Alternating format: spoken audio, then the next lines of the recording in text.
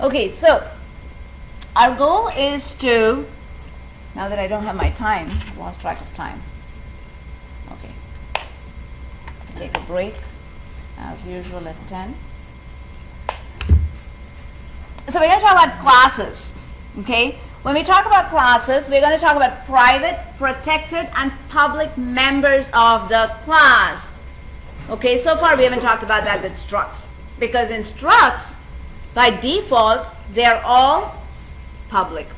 So we didn't have to worry about private and public and protected. So we're going to see what all these things are going to do for us. Why do we need different types of members? You all know what members are, right? Because our struct had data members. We all know what that is. Okay, so how to implement these classes? So once we talk about classes, then we're going to see, okay, how do we implement these classes? What do we do with them?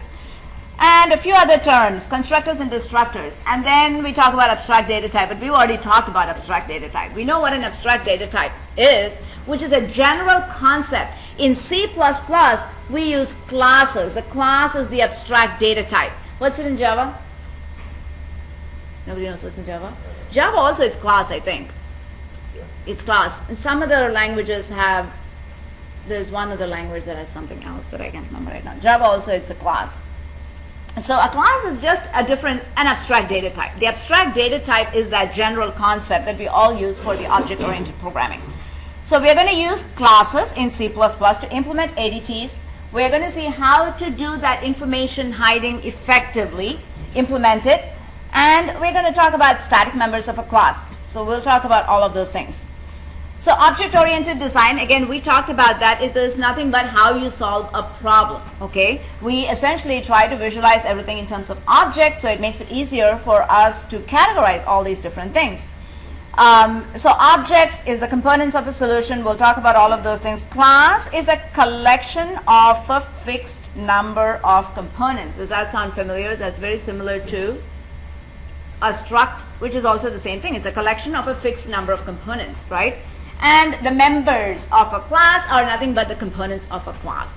Okay, so let's have an example of what we have done so far. So they're just going to give you a syntax of how to do that. But let's do it in reality. I'm going to start with a cube.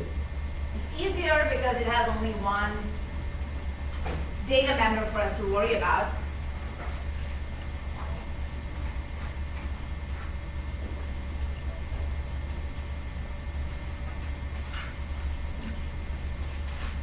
Okay, so here is my class cube.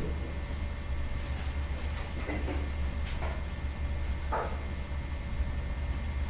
going to make this bigger because we'll need room to do our members and member functions. So here we have members. So what are the members of our cube? If you were to design a program for a cube, what's our data member going to be? Side. Side. So we'll just call it side. So double side, just like you do for your, what do we do, struct.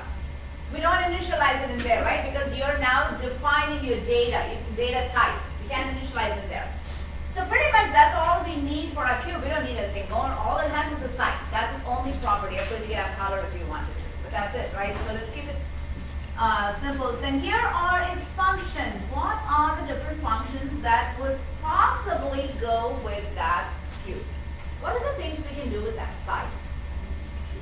So volume, surface area, right? So calculate volume, calculate surface area.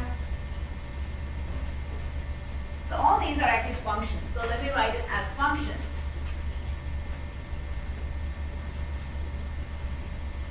Void. Well, it's probably going to return something to calculate surface area. So it's going to return double.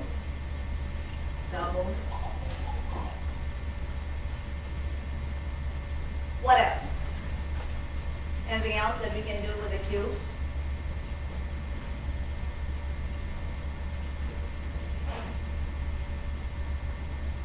What about printing the properties? If you say cout, you're not going to get all that stuff.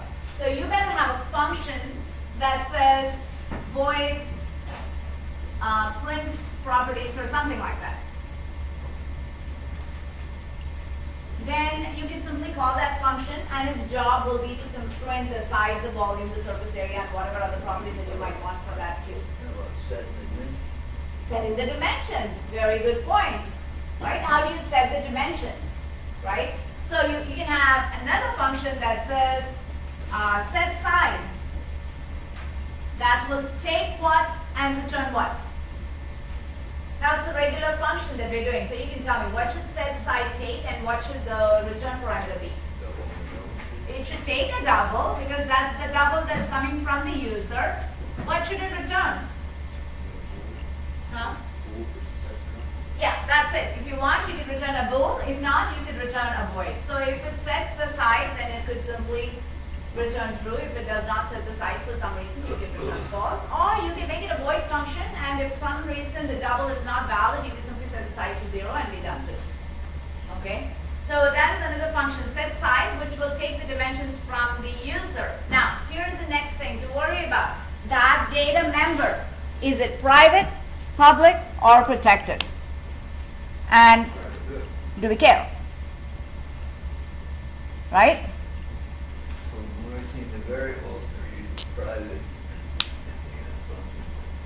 So in a class, if you don't put in anything, by default it is private. It is the opposite of a struct. In a struct, if you just declare the variables, they're all public. In a class, if I've declared it like that without any specifics, then it is private. And we want all our data members, this is a requirement for us for this class, and most of the time this is what we do, we want all our data members to be private. Because if it is public, then anybody from the client can come and use it and do what they want with it, and it does not serve the purpose of information hiding or encapsulation. We've lost that goal now. If that's our goal, then you want everything to be private, so nobody from outside the class can simply come in and change that side to whatever they please. Okay? So members are declared like any other variables. You cannot initialize a variable when you declare, because you are creating your data type. So it is not allocating memory, is it? When you define that data type, all it is saying is now your data type is defined. When you create an instance, what's an instance? What's an instance? Forget class, abstract data type. What's an instance in regular English? An instance? An occurrence of something, right? So it's nothing but if you create an instance or an object, means if you create one of the cubes, which will be a variable, right? It's called an instance, that's called instantiation. So instance or object. So once I create this cube, my cube, then memory gets allocated for that cube. Until that point, there is no memory being allocated for the cube. The data type has just been created. That's it. So memory does not get allocated. So if you initialize something, where do we put it? There's no place to put it. So it will give you an error. So you cannot initialize a variable when you declare it. If a member of a class is a function, it's just a function prototype, just like I've listed there. You just list a function prototype. Function members can access any member of the class. That is the privilege that they get for being member functions of this class. So even though the site is private, the set site can go and say, okay, change the site to whatever the user sends you. Make sense? It's a private data member. Only the member functions of the class can directly set the site. If you go to main and say site equals 5, it's going to give you an error message saying this is a private data member. Main cannot change it. This function can change it, which is why we have a function to change it. If you didn't have a function, can you change it from main? No. This is a very common mistake I see in your code. You got to get your head wrapped around the private data members. If they are private,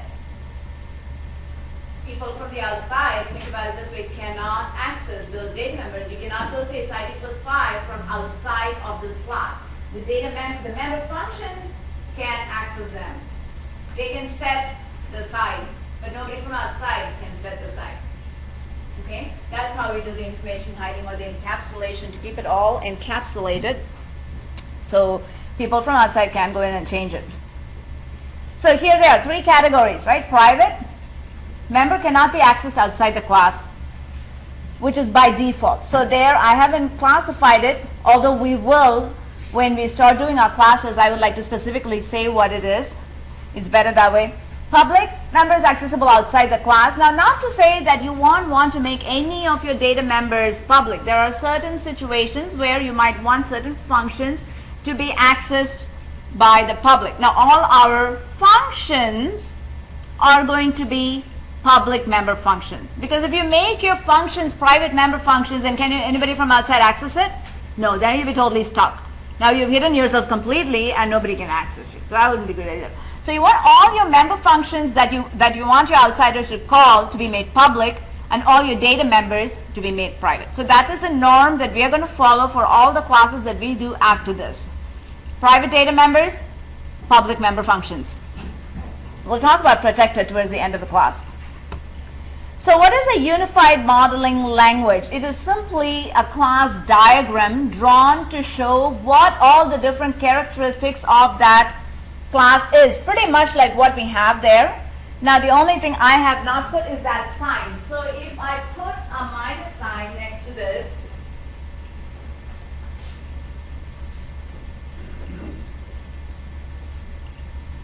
if you put a minus sign here, that says it is a private data member. So instead of having to write private, you can put the sign for your diagram and say that's a private data member. And of course, I must put a plus next to all of these. Just so they are, that those are all public, right? The plus, it says it's a public member function. Or it's a public member, whether it's a function or a data member. So here's an example. So it's a very simple drawing which says a clock is what they use. I really don't like that clock data type, so I don't use it after this. I use something else that makes more sense. So a clock has hour, minutes, and seconds, so they use 3 integers for that. And then of course you have all the different functions. Set time, get time, print time. We have all those functions. We don't have get side. We should have a function to get the side. Because you can't go say cout side. It's going to say, no, you can't access side. Whether it's to set or to get, you can't do it because it's a private data member. So we need a function to set it. We need a function to get it. And then, of course, they have a couple of other functions. Notice it says what they are. The pluses, they are all public member functions. So it's a very simple drawing. So before you start out, if you put this drawing together and say, what are my data members, what are my member functions, and what do I want them to do, then you have your class done. That's all it is. So with that, I'm going to stop for a minute, and we are going to talk about our own project that I want to use. So we'll use a cube initially to see a simple example of how to do a class and how to write a client program to get objects, to create objects and do that. Once we're done with that, then we'll work on our NutriCalc that we have done, which will come next week. Okay, so let's stop. I think we'll take